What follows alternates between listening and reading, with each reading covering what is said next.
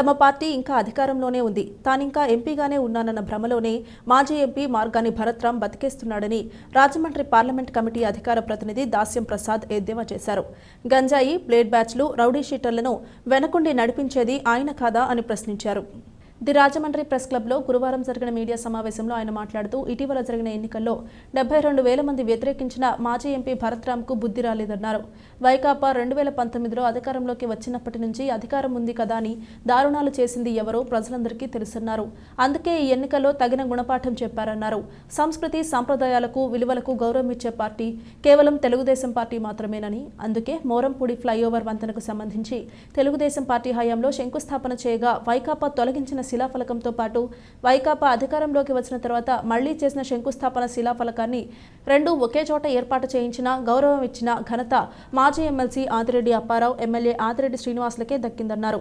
అధికారులను అడ్డం పెట్టుకుని రాజకీయాలు చేయాల్సిన అవసరం టీడీపీకి లేదన్నారు. అదే అధికార మదంతో అమరావతి రైతులు చేసిన పాదయాత్రలో ఎంపీ భరత్రామ్ అలజడి సృష్టించారని గుర్తు చేశారు. ఎస్సీ సెల్ నగర ఉపాధ్యక్షులు బూరా రమణ, మైనారిటీ సెల్ నగర ప్రధాన కార్యదర్శి బషీర్, 48వ డివిజన్ ఇన్ఛార్జ్ కానేటి ప్రభుదాస్, సలాది ఆనంద్, జనసేన నాయకులు లోవరాజు, అరుణ్ కుమార్, అఖిల్ పాల్గొన్నారు.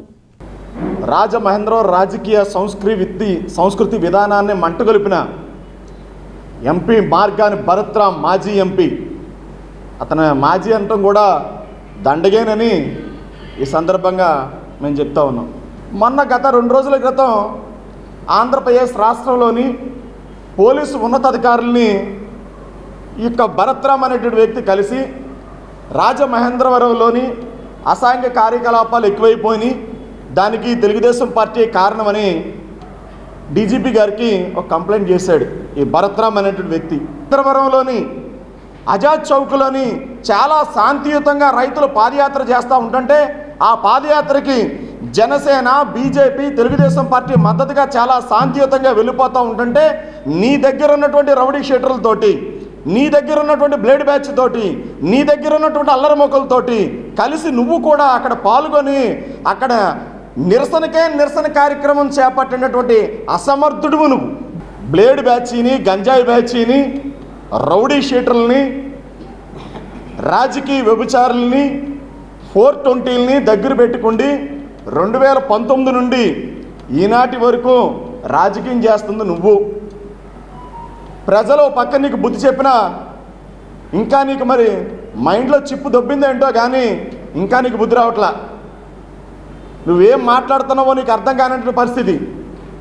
డీజీపీ గారికి తెలుగుదేశం పార్టీలో ఉన్నటువంటి వ్యక్తులు దాడులు చేస్తున్నారు, దౌర్జన్యాలు చేస్తున్నారు, బరిదెగించేశారు అని సంబోధిస్తూ ఉన్నాం.